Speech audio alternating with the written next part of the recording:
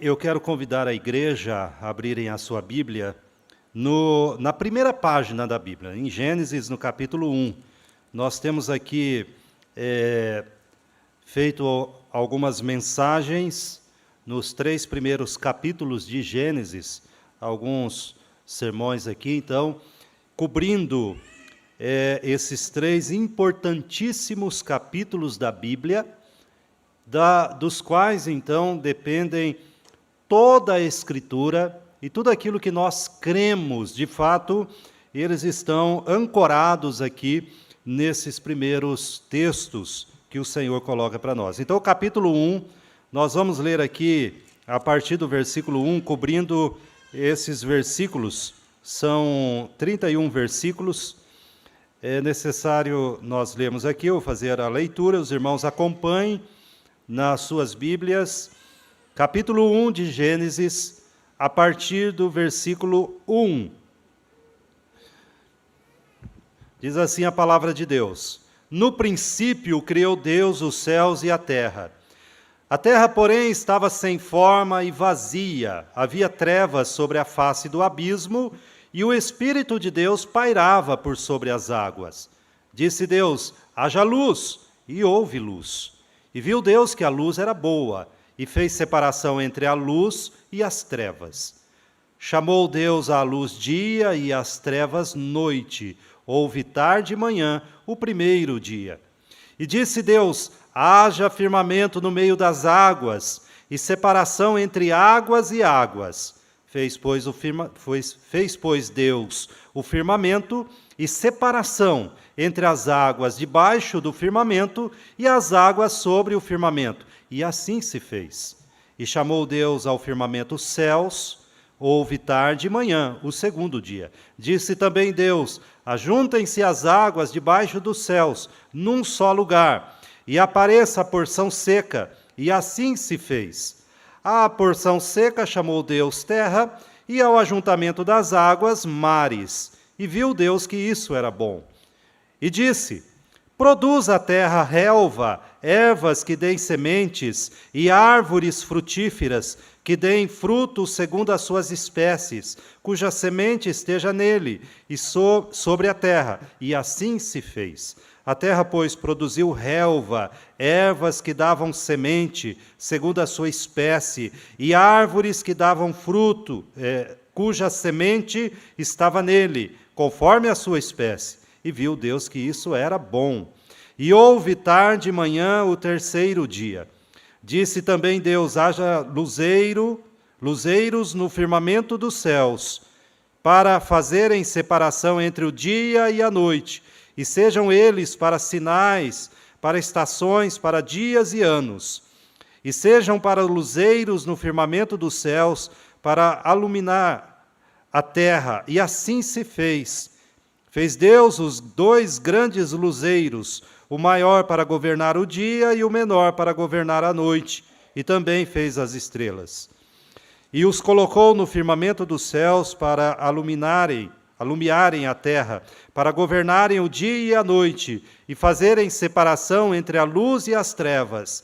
E viu Deus que isso era bom. Houve tarde e manhã, o quarto dia. Disse também Deus: povoem-se as águas de enxames de seres viventes, e voem as aves sobre a terra, sob o firmamento dos céus. Criou, pois, Deus os grandes animais marinhos, e todos os seres viventes que rastejam, os quais povoavam as águas segundo as suas espécies, e todas as aves segundo as suas espécies. E viu Deus que isso era bom.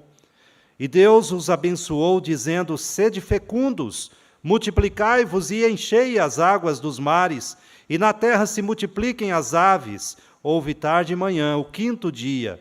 Disse também Deus: produz a terra seres viventes, conforme a sua espécie, animais domésticos, répteis e animais selváticos, segundo a sua espécie.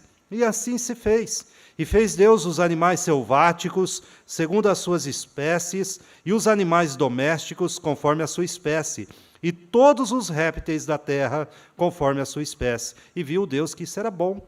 Também disse Deus: façamos o homem, a nossa imagem, conforme a nossa semelhança.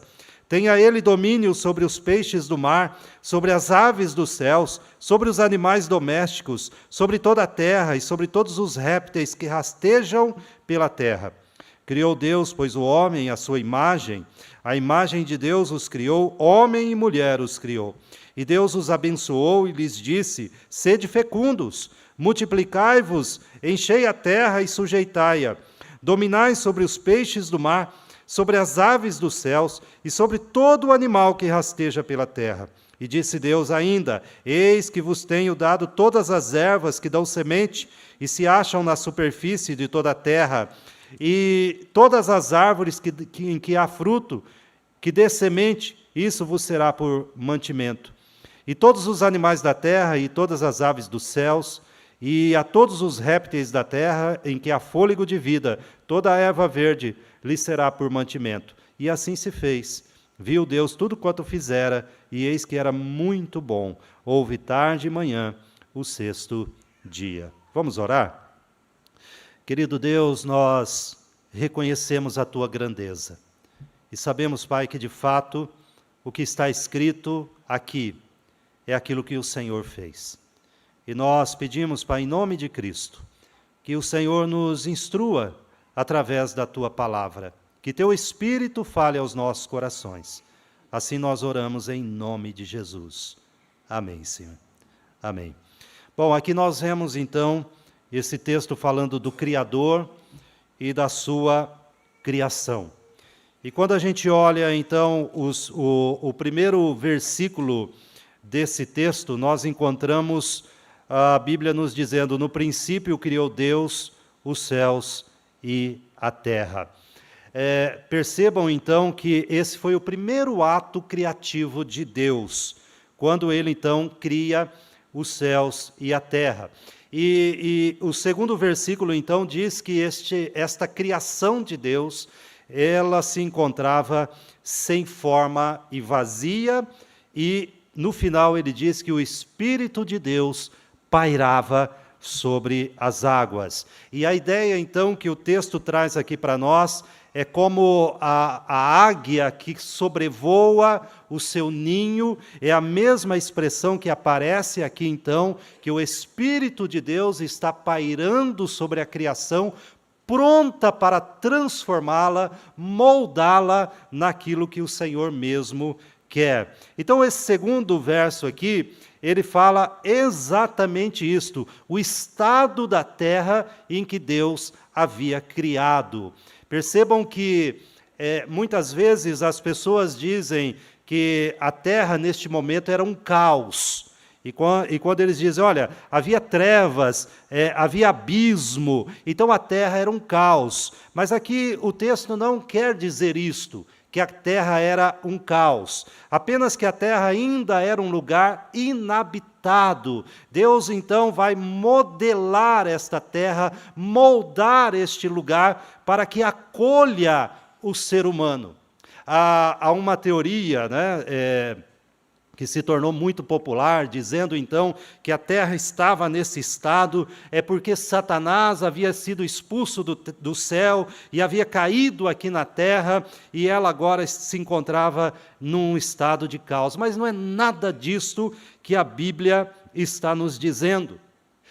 Outros, então, acreditam que esse texto aqui fala de um intervalo de milhares de anos, quando Deus, então, cria esta terra, e ela então ainda está inabitada, ela ainda não é propícia à habitação do homem. Então, entre este momento, estes dois primeiros versículos, e a partir do versículo 3, quando o Senhor começa então a modelar a terra que Ele cria, se passaram aí milhares de anos. Talvez, quem sabe, o texto então não está trazendo nenhum detalhe nesse sentido, e ele também não nos impede de até mesmo pensar assim, que entre esta criação de Deus, da terra e o céu, e a modelação que ele traz a partir do versículo 3, tenha se passado aí muitos e muitos anos. Talvez assim isso seja até possível, mas o texto não tem essa preocupação, e a narrativa aqui, o foco principal, desse texto é falar como Deus, então, modela esta terra. A preocupação, então, de Moisés é dizer, olha, como que Deus a deixa pronta para a habitação do ser humano, o qual vai acontecer lá no 6º dia, quando, então, tudo está pronto, tudo está modelado, tudo está preparado, agora o Senhor coloca o homem para habitar nela. Então, dessa maneira, Deus organiza a terra que Ele criou. E Ele vai trazendo isto, então, organizando, separando, dividindo, formando, criando, estabelecendo papéis para aquilo que Ele criou. Olha, você vai fazer isto, você vai fazer aquilo. Então, finalmente, Ele vai trazendo, estabelecendo aquilo que Ele criou. Bom, também nós encontramos alguns dizendo, olha, seriam esses dias aqui literais, dias de 24 horas, ou seriam eles eras, não seriam 24 horas, primeiro dia, segundo dia, terceiro, afinal de contas, o que a Bíblia nos mostra? Bom, nós precisamos entender, primeiramente, que a palavra que aparece aqui, lembrando aos irmãos que esse texto foi escrito por Moisés, lembrando que Moisés estava no deserto, e ele estava, então, orientando um povo, o povo de Israel, lembrando que o povo de Israel tinha saído do cativeiro egípcio, eles tinham ficado lá na terra do Egito 400 anos, a cosmovisão, a visão de mundo dos israelitas era uma visão de mundo misturada, uma visão de mundo egípcia e de outros povos. Eles não conheciam muito bem o Deus de Israel. Eles não sabiam muitas coisas acerca do Deus de Israel. Inclusive, nós vemos algumas situações que rapidamente os israelitas fizeram um bezerro de ouro, se desviaram muitas vezes do caminho do Senhor. Então, este povo precisava ter agora uma cosmovisão bíblica, uma cosmovisão de Deus acerca das coisas. Então, Moisés escreve dizendo, olha, não foram os deuses que fizeram, nem mesmo a terra é um deus, a água não é Deus, como dizia lá os egípcios, nem o firmamento, nem coisa nenhuma, nem as estrelas, nem o céu, o sol. Eles não são deuses. Na verdade, há um só Deus que criou todas essas coisas. Então, essa era a preocupação de Moisés, em mostrar o Deus Todo-Poderoso. E ele usa uma palavra aqui para dia, que é a palavra Ion, que é a palavra que realmente significa sempre, preferencialmente, dia de 24 horas. Então, o texto aqui tem que ser lido realmente numa perspectiva histórica, não numa fábula, não num conto, ou em algo que nós possamos dizer que seja figurado. Não, a preocupação de Moisés, e não há nenhum outro sinal, este texto é para ser lido como um texto histórico.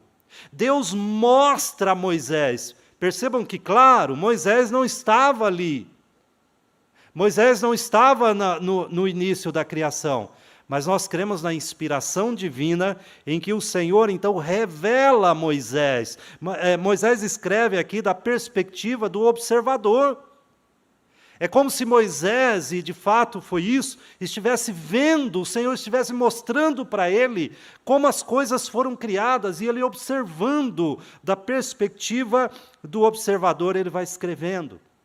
E ele vai escrevendo numa perspectiva histórica. É assim que todo o Pentateuco, que são os primeiros 5 livros da Bíblia, deve ser lido, numa perspectiva histórica, de como o Senhor, então, estabelece todas as coisas. Bom, isso é visto, então, pela expressão tarde e manhã. Cada dia, então, que o Senhor termina a sua obra, ele diz, olha, tarde e manhã.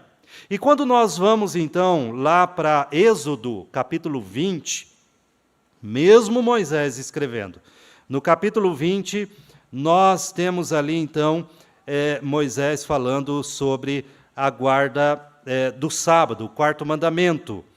E ele vai dizer, então, Deus modelando a semana de trabalho do homem. Como a semana do trabalho do homem é modelada? Aí o quarto mandamento vai dizer, olha, a semana de trabalho do homem é modelada da seguinte forma, ele trabalha 6 dias e descansa 1. Ok? Essa é a modelação da semana de trabalho. E só que ele usa, no capítulo 20 de Êxodo, versículo 11, o exemplo da criação.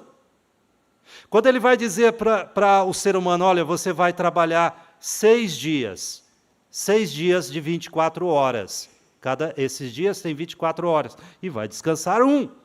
E ele usa o exemplo da criação. Veja o capítulo 20, versículo 11, quando ele diz assim, porque em 6 dias fez o Senhor os céus e a terra, o mar e tudo o que neles há, e ao 7º dia descansou. Por isso o Senhor abençoou o dia de sábado e o santificou. Veja então que nós temos aqui o maior exemplo de que a criação, então, Deus poderia ter feito a criação em 1 segundo, 1 milésimo de segundo, ou o tempo que ele quisesse, porque o tempo também é uma criação.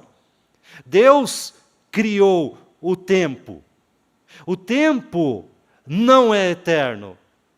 O tempo veio com a criação de Deus. Deus estabelece. E aqui é um estabelecimento não só da obra criada, mas também do tempo. Então nós estamos falando aqui de dias literais. E é dessa maneira que nós convidamos para que a gente leia esse texto bíblico. Bom, o que nos traz a atenção aqui é o Criador e a sua criação, mas é interessante que a presença de Deus na sua criação e trazendo ordem. A criação não foi por decreto, no sentido de que Deus deu a ordem a algum anjo, a alguma das suas criaturas para que criassem em nome dele. Não. Aqui nós vemos Deus presente, Ele mesmo na sua criação, trazendo ordem. Há algumas palavras-chave interessantes aqui, que fala de Deus presente. Disse Deus, separado, chamado, Deus viu que era bom. São ações, então, e pensamentos de Deus que enfatizam a sua presença na criação, sua presença onipotente e onisciente. E percebam, meus irmãos, que tudo aquilo que primeiro Deus decreta em seus pensamentos, elas acontecem. Elas vêm à existência. Disse Deus, nós temos aqui esse texto, e essa frase é mencionada aqui várias vezes. E o que ela significa, né? Quando você pega aqui o versículo 3, lembrando então que a terra e o céu já tinham sido criados, eles já existiam, terra e céu. Do versículo 1 e 2 ao versículo 3, nós não sabemos o tempo que se passou, a Bíblia não menciona isto. Ela apenas diz, olha, a terra estava inabitada. Ela não estava preparada para habitação. O Espírito de Deus pairava sobre ela, como eu já falei, como um pássaro paira sobre o seu ninho para chocá-lo. Essa terra, então, agora, a partir do versículo 3, começa a ser formatada. Ela começa agora a criar condições para que o homem habite nela. Disse Deus, e essa palavra, disse Deus, é uma palavra interessante, porque ela significa resolveu Deus, decretou Deus, estabeleceu Deus. Então, a vontade determinante de Deus, aqui neste texto, foi seguida por um resultado imediato. Percebam o seguinte, disse Deus, haja luz, eu quero que haja luz. E o texto diz: ouve-los. As palavras poderosas de Deus nesse texto trazem separação. Elas não só trazem a existência, Deus decreta, Deus estabelece, e elas acontecem, mas Deus divide. Ele divide dia e noite. Ele divide água e terra, peixes e aves. Divide homem e mulher. Deus, então, vai estabelecendo divisões na sua criação e estabelecendo funções. Deus também, nesse texto, ele exibe a sua soberania. É interessante que também, ao criar, a Bíblia diz assim, no versículo 3, disse Deus, haja luz e houve luz. E viu Deus que a luz era boa e fez separação. Então, Deus decreta, vem acontecer, e agora ele separa. Mas no versículo 5 diz assim, chamou Deus. E essa expressão que aparece também todos os dias da criação, Deus chama a existência, ele decreta que aquilo vai acontecer, aquilo acontece, ele divide e dá funções, e agora ele também dá nome. E é interessante que o ato de dar nomes é um ato de soberania. E quando o Senhor dá nome aqui, Moisés registra isso, é uma indicação de domínio. E isso é interessante, por quê?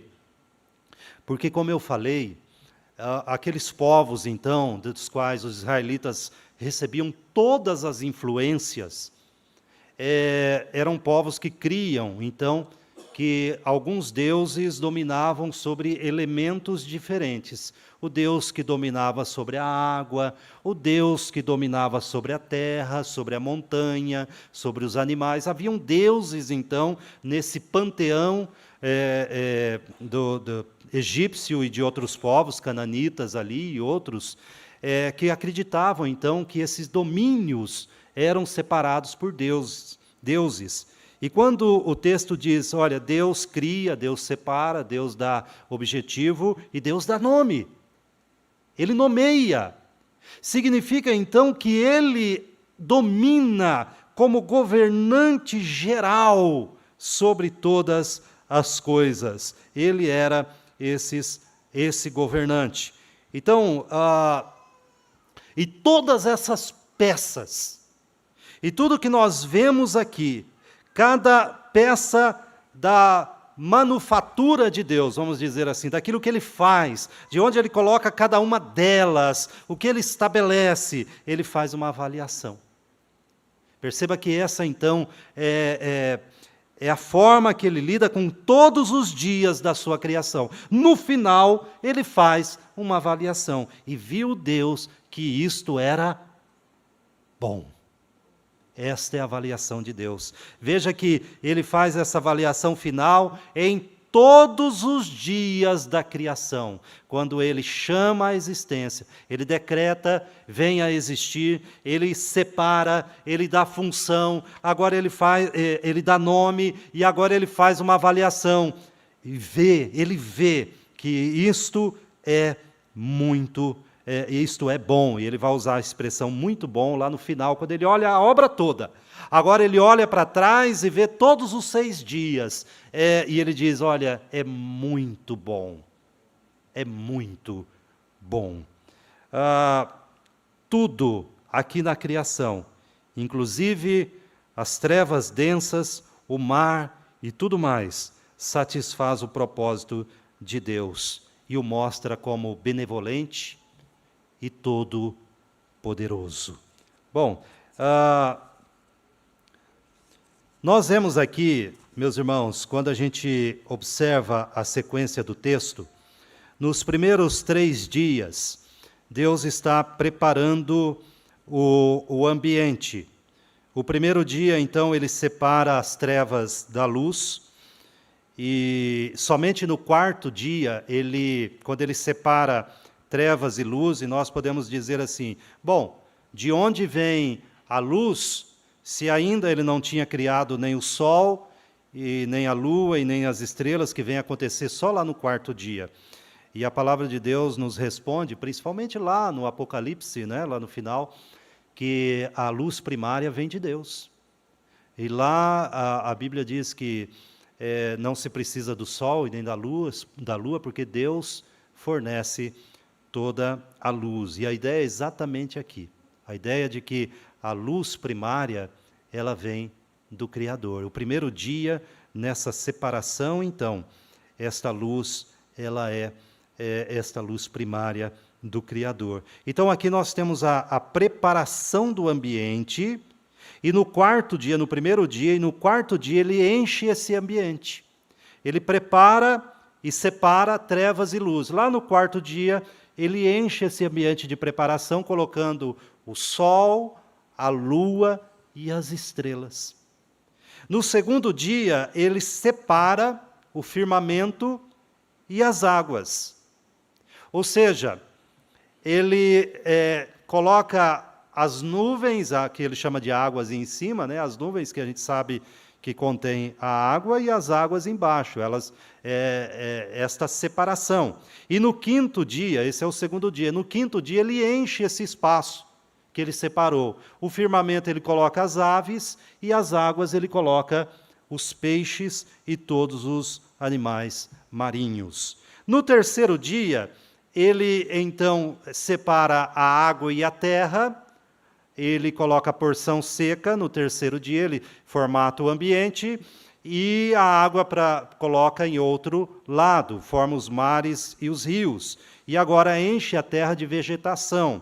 E lá no sexto dia, então, essa terra preparada com a vegetação, separada da água, agora é preenchida pelos animais terrestres e pelo homem. Então a terra, dessa forma, é cuidadosamente, a gente vê um cuidado aqui no texto maravilhoso de Deus, primeiro formatando, separando, e depois enchendo os ambientes e dando então às suas criaturas a capacidade e a bênção de serem reprodutivos. Inclusive ele diz isso às aves, aos peixes, os animais e finalmente aos homens, dizendo, olha, cresçam, multipliquem-se, povoem, enchem a terra, os mares e os ares, para que toda a sua criação agora preparada, cuidadosamente, seja preenchida. E dessa forma, quando tudo está pronto, por último, como coroa da sua criação, ele faz o ser humano.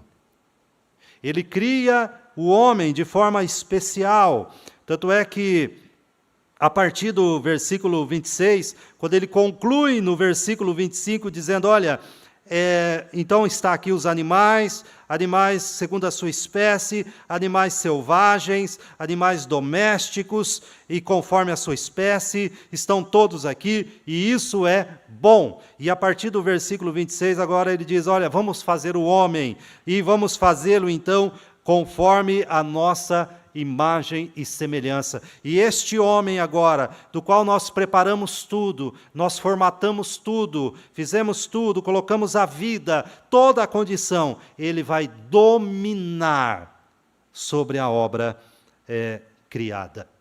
Percebam então, meus irmãos, o papel cuidadoso do Senhor. Tanto é que, quando a gente olha para as Escrituras Sagradas, nós encontramos a Bíblia revelando o caráter de Deus em relação a ser Criador. Se você abrir lá no Salmo 19, no versículo 1, você encontra a Bíblia dizendo o seguinte, olha, tudo isso que foi criado, os céus proclamam a glória de Deus, e o firmamento anuncia as obras das suas mãos.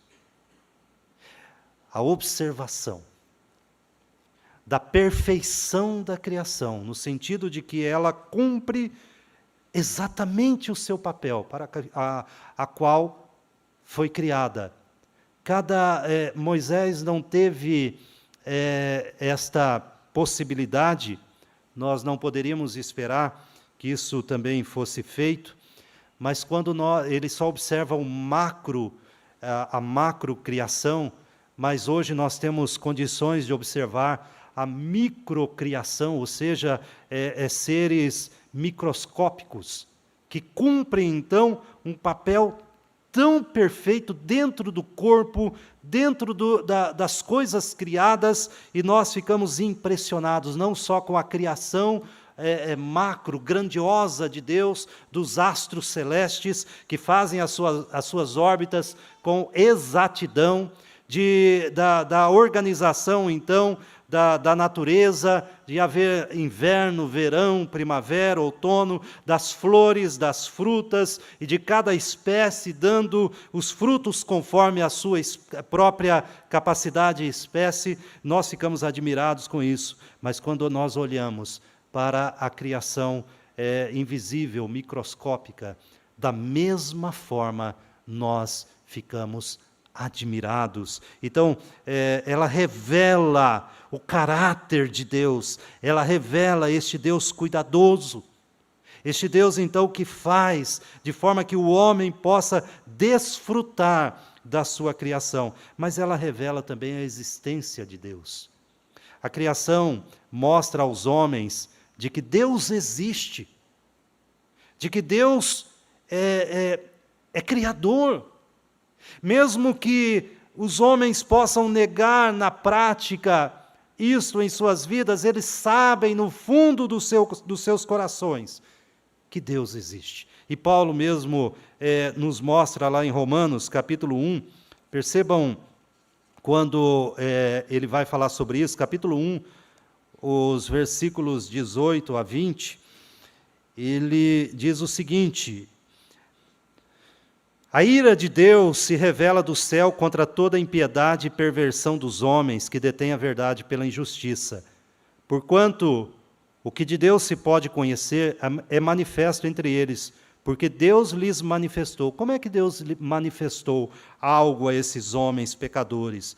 Como foi isso? E Paulo vai explicar dizendo no versículo 20, porque os atributos invisíveis de Deus, assim o seu eterno poder, como também a sua própria divindade, claramente se reconhecem. E a gente fala, mas como, Paulo? Nós podemos reconhecer claramente esses atributos de Deus, o seu poder e a sua divindade. E ele vai dizer que isso se reconhece desde o princípio do mundo, sendo percebidos por meio das coisas que foram criadas. Então, quando o homem olha para o céu, numa noite estrelada, ou ele olha para os pássaros voando, ou para os peixes no mar, ou para qualquer obra da criação, eles reconhecem. Eles reconhecem.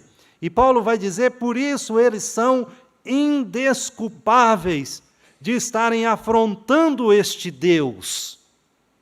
Então veja que a obra de Deus revela a sua existência.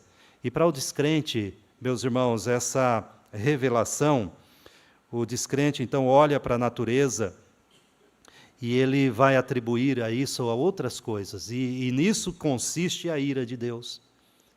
Porque ele vai atribuir as coisas criadas à mãe natureza, a qualquer outro ato do acaso, e desprezam o seu Criador. E Paulo ainda, lembrando o que ele vai dizer no versículo 23, do capítulo 1, e dessa forma, o versículo 23 diz assim, mudaram a glória do Deus incorruptível em semelhança da imagem de homem corruptível, bem como de aves, quadrúpedes e répteis. Estes homens, então, glorificam a natureza e não o Criador. Mas para o crente, a gente lembra do Salmo 29. Quando você lê lá o Salmo 29, nós não vamos ler esse salmo, mas o salmista ali, ele diz assim, olha, cada coisa, uma grama que nasce, uma ave que choca os seus ovos, os animais que se reproduzem, todo esse movimento da criação, nós olhamos para isso e adoramos a Deus. Este é o efeito da obra criadora no coração do incrédulo, levando-o então a rejeitar o Criador e adorar a criatura, mas no coração do crente leva-o a se submeter e adorar ao seu Criador. É interessante, meus irmãos, quando nós olhamos aqui, Gênesis capítulo 1, nós lembramos então de um texto da palavra de Deus, quando, por exemplo, no capítulo 1 de Gênesis, no versículo 3, nós ouvimos Deus dizendo assim: haja luz, e houve luz. Então, quando a gente vai lá para 2 Coríntios, capítulo 4, Paulo usa essa expressão, ele se refere a ela, no capítulo 4, versículo 6, ele se refere a ela para fazer uma aplicação que eu acho impressionante. Como Deus inspirou o apóstolo Paulo para aplicar esse texto, Gênesis 1:3, na obra da redenção. Então, a obra da criação, do qual Deus então decreta a luz. Ele fala, olha, vai haver luz. E houve luz. E Paulo pega essa palavra decretiva de Deus e aplica na obra da redenção. Veja aí, capítulo 4 de 2 Coríntios 4, versículo 6. Diz assim, porque Deus que disse, das trevas resplandecerá a luz. Então ele está falando lá de Gênesis 1:3. Ele mesmo resplandeceu em nosso coração, para a iluminação do conhecimento da glória de Deus na face de Cristo. O que Paulo está fazendo? Paulo está dizendo, olha, o mesmo Deus que usou o seu poder para trazer à luz a criação, ele usa o mesmo poder para trazer a luz do Evangelho ao coração do ímpio. E quando ele determina que isto aconteça, a luz acontece no coração do ímpio, por mais que esteja em trevas. Meus irmãos, isso é maravilhoso. O Deus Todo-Poderoso, que se envolveu com a sua criação, ele também está envolvido na conversão do homem.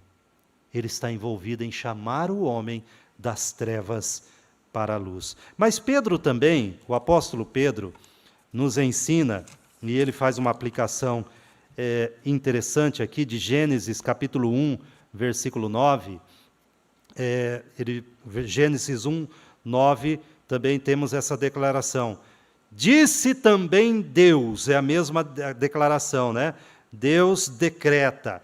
Disse Deus, ajuntem-se as águas debaixo dos céus num só lugar, e apareça a porção seca. E assim se fez. Deus mandou, decretou, e isso veio a acontecer. Pedro, lá em 2 Pedro, Pedro usa também esse exemplo para falar agora sobre a vinda de Cristo. Paulo usa para falar sobre a conversão, essa declaração de Deus. Pedro usa para falar sobre a vinda de Cristo. 2 Pedro capítulo 3, versículo 5. 2 Pedro capítulo 3, versículo 5.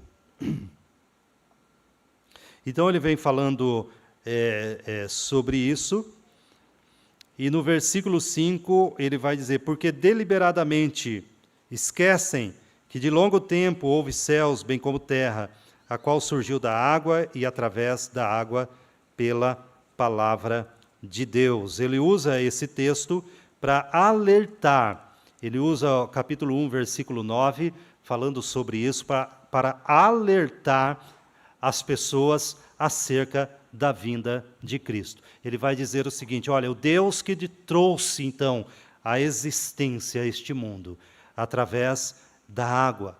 Este mesmo Deus vai trazer a finalização de tudo. Ele está, então, rebatendo aqueles que diziam assim: mas aonde está a promessa de Deus? Ele falou que vinha, e cadê? E Pedro, então, ele invoca aqui a lembrança da criação. O mesmo Deus que fez lá, é o mesmo Deus que vai decretar e que já decretou até onde a sua obra irá, até onde o mundo irá, até onde está a sua finalização. E isso mostra que Deus é poderoso para realizar tanto uma coisa quanto outra. Aquele que trouxe a existência é aquele que porá o fim. É isto que a palavra do Senhor nos diz. Mas aqui, meus irmãos, caminhando aqui para algumas aplicações nesse texto, nós podemos aprender algumas coisas aqui. Primeiro, que Deus é o único Criador. Eu creio que é importante lembrarmos todos os dias sobre isso, e cada vez mais, quando nós somos cercados por teorias que dizem que tudo veio pelo acaso, e que se o acaso, então, é o produtor de tudo que há, a realidade, então, também pode ser de acordo com a vontade do homem. Os papéis também podem ser de acordo com a vontade do homem. É o homem que divide a natureza como lhe aprouver e as funções de cada um como lhe satisfazer. Mas quando nós cremos que Deus é o único Criador, nós estamos dizendo que Ele é o único que pode determinar a realidade. Também nós precisamos nos lembrar aqui em Gênesis capítulo 1, que Deus não é o autor do mal. Gênesis 1 nos deixa muito claro que tudo que Deus criou era bom. E Ele vai repetir isso continuamente. Isso significa que o mal moral não teve origem em Deus, mas sim em suas criaturas, que então preferiram e decidiram quebrar aquilo que Deus havia estabelecido como bom. Também nós nos lembramos que Deus não apenas criou todas as coisas, mas nos lembramos que Deus é o sustentador de todas elas, inclusive da sua e da minha vida. Se Ele criou você, e se Ele criou a mim, nós podemos ter a plena convicção que cada dia da nossa vida, cada segundo da nossa existência, está nas mãos daquele que nos criou. Então isso também nos faz sermos menos ansiosos em relação àquilo que Jesus falou. E que comeremos? O que beberemos? Com que nos vestiremos? E aí nós entendemos que aquele que nos criou é aquele, então, que vai nos sustentar. Paulo lembra isso no seu discurso, lá em Atos capítulo 17, lembrando aos seus ouvintes, então, que em Deus nós vivemos, nós nos movemos e nós existimos. É em Deus, e nós precisamos nos lembrar disso. Deus não criou você e eu e deixou ao acaso, mas Ele é o sustentador, o mantenedor da sua vida, da minha vida. Também nós precisamos nos lembrar que Deus é Criador e, como Criador, Ele deve ser adorado pelas suas criaturas. Suas obras proclamam que o seu nome deve ser exaltado. E nós estamos aqui nesta noite exatamente para isto. Nós cantamos aqui e nós dizemos que adoramos o nosso Senhor, mas a verdadeira prova disto é a sua vida e a minha vida. É a maneira que nós vivemos neste mundo que demonstrará, então, se você de fato adora aquele que você diz que é o Criador. Também nós nos lembramos que Deus é provedor, e isso é mostrado então por toda a carta, por todos os livros aqui de Moisés, os 5 livros. Primeiro Ele usou Noé, para preservar a vida humana durante um dilúvio. Ele usou um homem. Durante um dilúvio, isso está no capítulo 6 a 9 de Gênesis. E depois ele usa José para preservar o seu povo numa seca. Lá no capítulo 37 a 50 de Gênesis, José então é separado para preservar o povo durante uma grande seca que o Senhor mandou. De uma forma ou de outra, Deus preserva aqueles que Ele ama. E também nós aprendemos aqui que Deus é um Deus de ordem. Deus é um Deus de ordem. Percebam que a sua criação revela isso. Ela revela uma ordem. E essa criação, ela continua numa ordem que Deus a estabeleceu. Nada sai do seu lugar. Nada foge ao seu controle. A ordem estabelecida por Deus continua. E ela está presente. E ela nos ensina muito em relação à nossa própria vida. Mas também aprendemos, meus irmãos, que o Senhor estabeleceu diferenças, separação. E nossa sociedade, na verdade, ela tenta eliminar essas diferenças. Ela tenta eliminar essas diferenças entre homens e mulheres e colhe em si mesmos a consequência disso. Deus separa e faz diferença. E nunca foi o propósito de Deus que tais diferenças pudessem ser eliminadas. Mas a nossa sociedade, ela insiste em afrontar a Deus e tem colhido os frutos disso. Também essa diferença está entre seres humanos e animais. Deus estabelece diferença entre seres humanos e animais. Muitas vezes nós utilizamos uma frase que diz que o homem é um animal racional. Essa não é uma frase bíblica. Essa é uma frase cunhada pela ciência, que vai acreditar então que o homem nada mais é do que um animal que pensa. Mas não foi isso que a Bíblia estabeleceu. A Bíblia estabeleceu uma diferença marcante entre homens e animais. Tanto é que o Senhor mesmo estabelece o homem como imagem e semelhança de Deus, e não os animais. Deus estabelece o homem como alguém que dominaria sobre a ordem criada, e não os animais. Mas hoje é tão comum, nós vemos essa diferença sendo eliminada. E alguns dizem, não, mas entre o DNA humano e o DNA dos macacos tem 99,8% de semelhanças.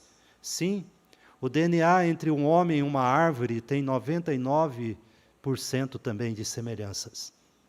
Mas o homem não é uma árvore, o homem não é uma pedra, o homem não é um peixe e o homem não é um macaco evoluído. O homem é imagem e semelhança de Deus. Então essa diferença também acontece quando os homens prezam mais os animais do que a companhia uns dos outros. Quando os homens então adotam para si animais e fazem deles então a sua família. Não foi esse o propósito de Deus.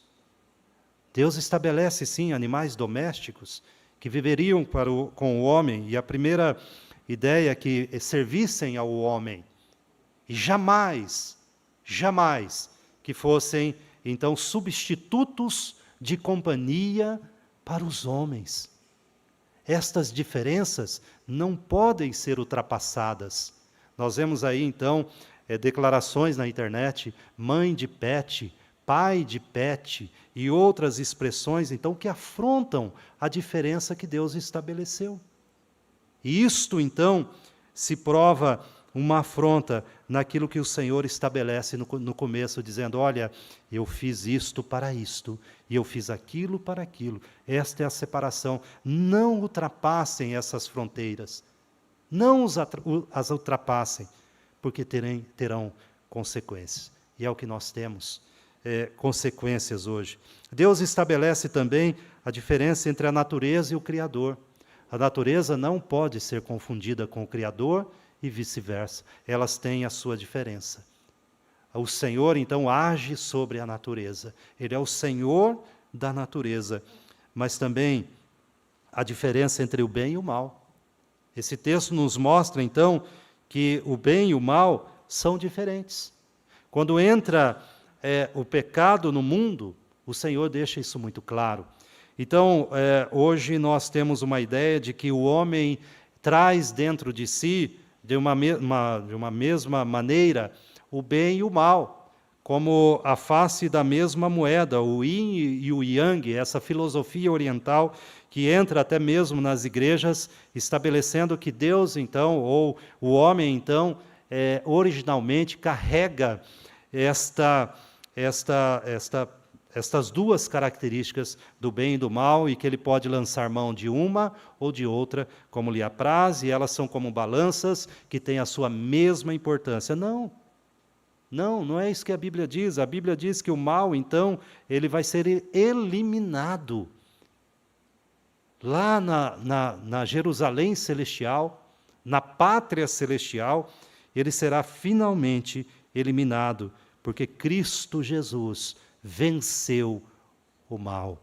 Então, todas essas diferenças, meus irmãos, nós vemos aqui que Deus estabelece no princípio, para que o homem, então, habite a terra que o Senhor, de forma tão maravilhosa, formatou para ele, dando tudo o que é necessário para a sua existência, mas que essas diferenças não pudessem ser ultrapassadas, porque o Senhor é um Deus de ordem. E por último, nós aprendemos aqui que Deus, como Criador, Todo-Poderoso, tem poder também para transformar vidas. Não é sem sentido que a Bíblia chama a conversão de novo nascimento. E de fato isso que é. O homem que está morto espiritualmente pode, pela palavra do poder de Deus, do Evangelho, nascer espiritualmente, ser transformado do velho homem para o novo homem, criado em Cristo Jesus, e para isto que Cristo veio. Talvez você que entrou aqui hoje possa pensar, puxa, minha vida é um desastre. Mas pense que Deus, que trouxe à existência todas as coisas, pode também transformar o seu coração, a sua vida, em um novo homem e uma nova mulher. Através do quê? Da palavra do Evangelho. Feche seus olhos, vamos orar. Vamos falar com Deus. Eu convido você, então, a orar, dando graças ao Senhor. Ele é o Criador, mas Ele não é o Criador ausente, distante, mas Ele é o Criador que sustenta a sua vida. Ore ao Senhor, porque Ele também é o Redentor. Ele pode transformar a sua vida.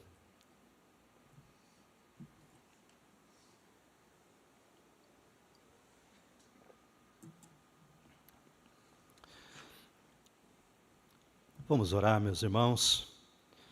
Convido aqueles que puderem se colocar em pé. Vamos falar com Deus. Vamos orar nesse instante. Pai Celestial, nós estamos, Pai, aqui esta noite, porque nós cremos no Senhor. Nós cremos que do nada o Senhor trouxe à existência todas as coisas. Mas também nós cremos, Pai, que um dia nós também estávamos em trevas e o Senhor trouxe luz ao nosso coração. Louvado seja teu nome. E assim, Pai, crendo neste poder, crendo no Deus Todo-Poderoso, de que nada é impossível, nós também clamamos por aqueles que aqui estão esta noite e que ainda não tiveram um encontro verdadeiro com o Senhor Jesus. Que o Senhor resplandeça a luz em seus corações. Ó Senhor, nos abençoe nesta semana.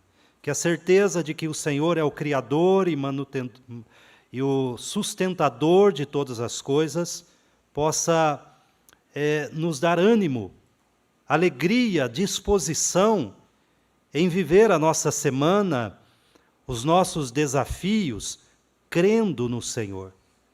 crendo, Pai, que mesmo se a nossa vida for ceifada, o Senhor nos sustenta na eternidade. Nos abençoe, Pai, nos leve em paz, nos dê uma semana de bênção e cuidado. Assim como rogamos pelos nossos irmãos que estão enfrentando enfermidades, estão tristes, alguns afastados, outros com problemas na família, nós os apresentamos, Pai, diante do Senhor, clamando que o Senhor os assista. Em nome de Jesus que nós oramos. Amém, Senhor. E agora, amados irmãos, que a graça do nosso Senhor e Salvador Jesus Cristo, o amor de Deus, o nosso Pai, que é Criador e sustentador de todas as coisas, e a consolação e a comunhão do Santo Espírito repouse sobre nós que estamos aqui neste local e sobre a igreja que está espalhada por toda a terra, hoje e para todo sempre. Amém.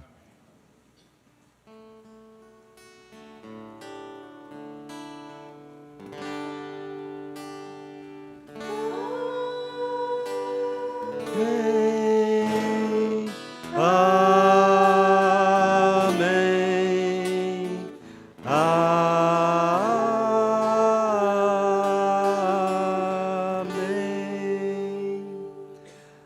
Amém.